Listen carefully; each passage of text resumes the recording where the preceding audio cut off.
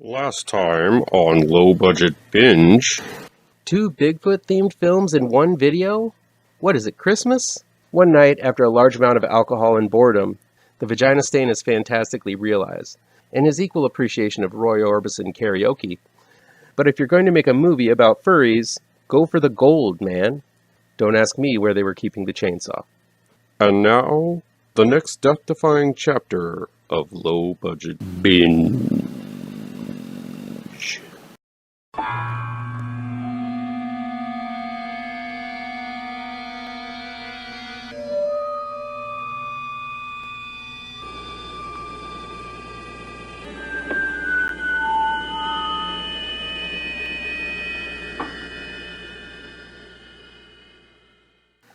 Welcome back to ML Miller Frights, a part of the Kings of Horror Network. I'm ML Miller. Before we begin, remember to give this video a like, share with your buddies across the electronic superhighway, click subscribe to this channel, and don't forget to ring that bell for notifications. Please get the word out to new folks so we can make this channel bigger and better. Low Budget Binge is where we venture down the path less traveled and look at low budget, no budget, and sometimes international films that never get that top billing you see with the regular Hollywood fare. Check out the changes to the logo. Getting better every week. I'll indicate in the review and down below where you can find these films, along with their trailers. Here we go. The Unfamiliar is new on-demand and digital download from Vertical Entertainment. Upon returning from the front lines of war, a British doctor named Izzy, played by Jemima West, returns home with many battle scars to find her family somewhat foreign to her. While her husband Ethan, played by Christopher Dane, attests that it is just her difficulty adjusting to life after war, Izzy is sure that something supernatural is occurring with her family. As the supernatural events intensify, Izzy's mental state is crumbling, and Ethan suggests that the whole family go on a vacation to Hawaii for some rest and relaxation. But the horror seems to have followed them there. The thing I liked most about The Unfamiliar is that it plays with the themes of being a foreigner in your own family. Izzy has been deeply scarred from the war and has missed out on some crucial moments of her family's growth while on duty. Her body, as well, has been altered due to massive scarring she has endured during the war, both physically and mentally. One of the things Izzy reacts to the most is the appearance of a tiki doll in her infant child's room, which Ethan bought on a lark. Because the tiki culture is foreign to her, she fears it and feels it's the source of the unnatural feelings she's experiencing. All of these thematic layers are placed subtly on top of one another to make a potent little story about how far the fabric of the family can be stretched before it breaks.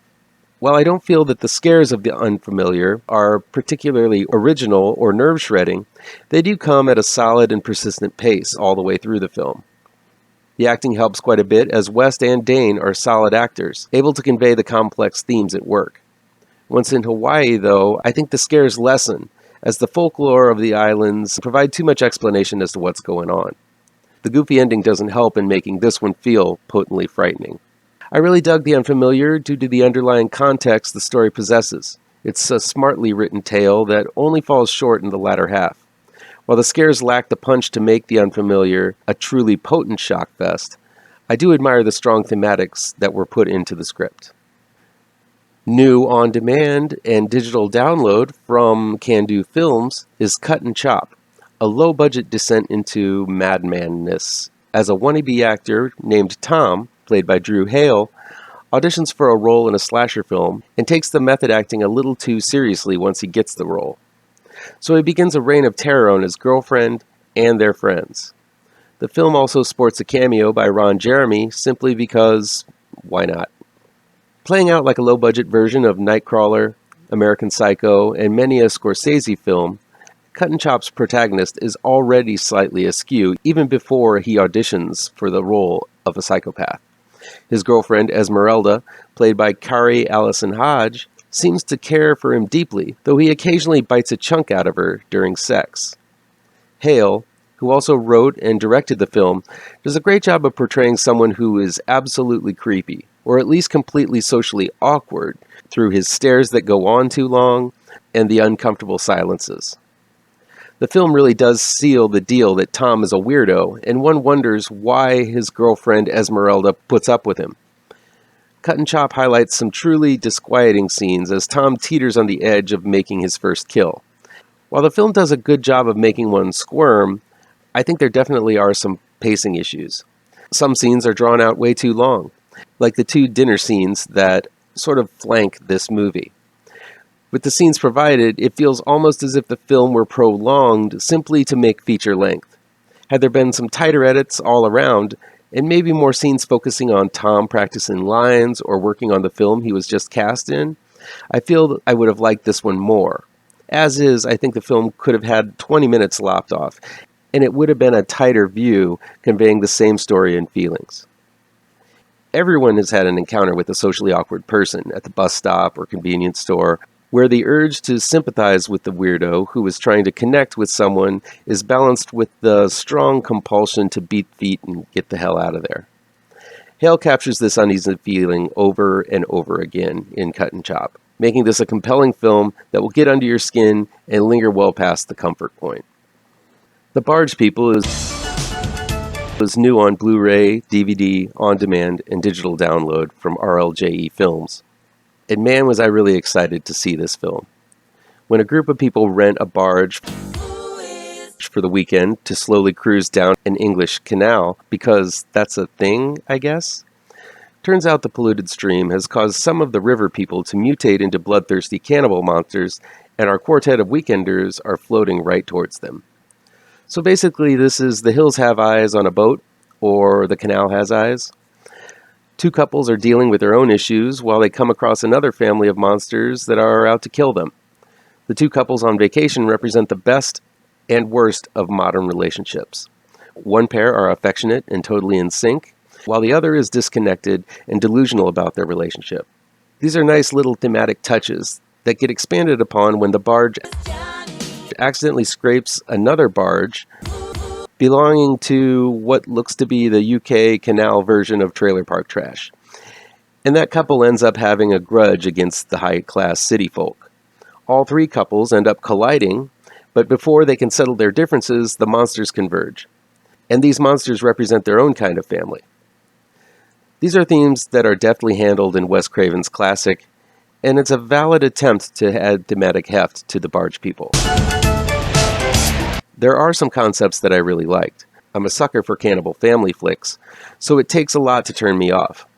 The plot gets in the way of the Barge People, and in order to deliver the gory horrors, it feels like this film wasn't thought all the way through. Too many times people are freezing in place and not doing anything until it's time for them to act again. The action takes place in a very small space with 6 people battling it out in a few small compartments of the barge.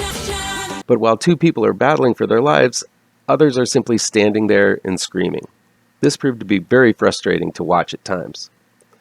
While the monsters look pretty good, and I do like the detail that they bleed swamp water rather than blood, they don't really make a lot of sense. These monsters are supposed to be coming from the canal, but they're all wearing bulky clothes, trench coats, and combat boots. That's not necessarily ideal swimming gear. The fact that some of them talk ruined the mystique of some of these monsters. And the masks really don't have the articulation to move their lips and jaws to speak. The mutation only seems to affect their faces, giving all the Barge People a look as if they're simply wearing big masks, because they are. Also, it's unclear how these guys go unnoticed by the regular populace. The trailer barge family seem to be locals, but are completely surprised to encounter these monsters. I really did like the retro vibe of the first few minutes of the Barge People.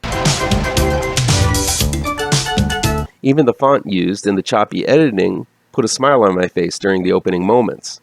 But as the film went on, I felt like it simply lost steam and was barely able to make it over the finish line with some sloppy scripting and uninspired decisions.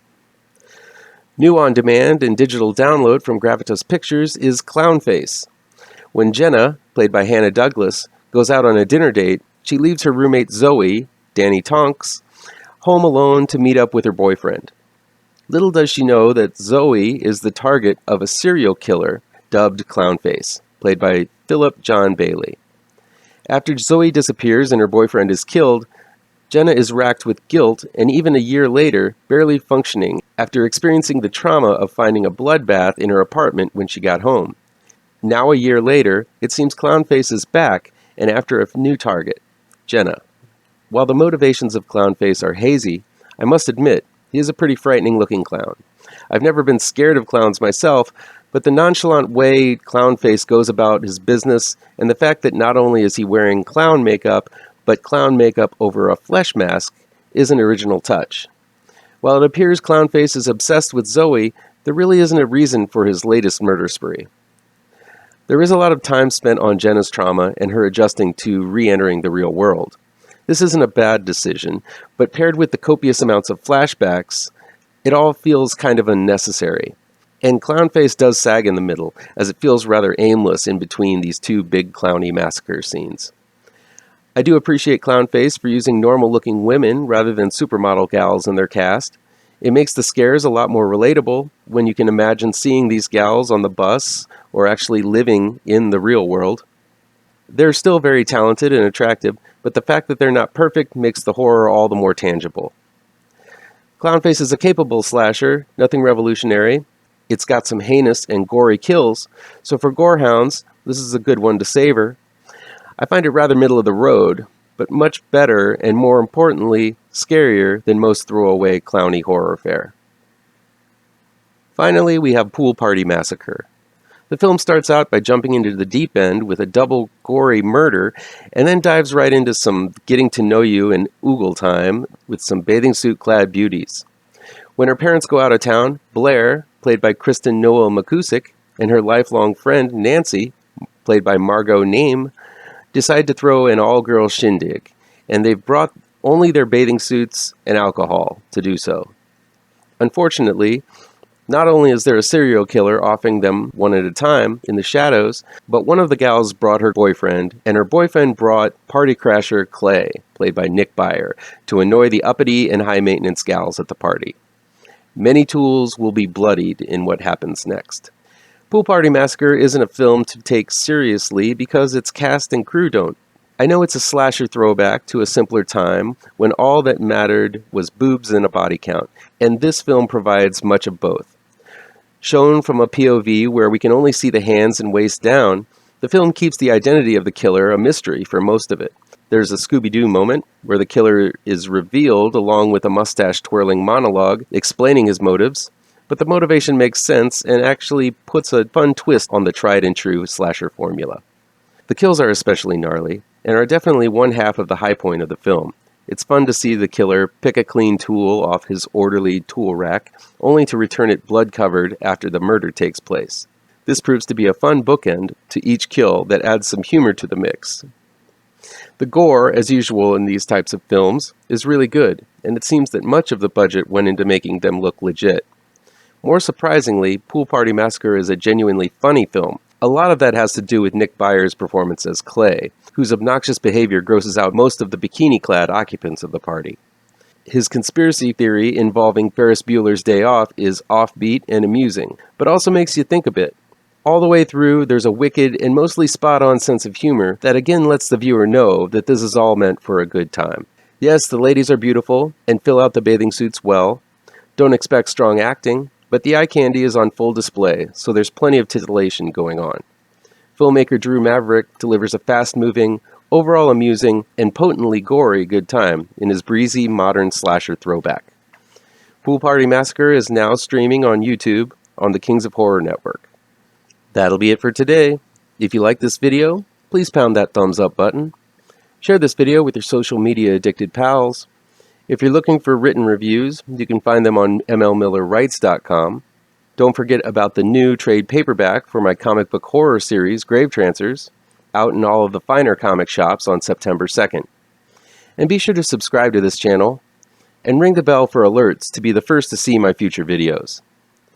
Thanks so much for your time, and take care.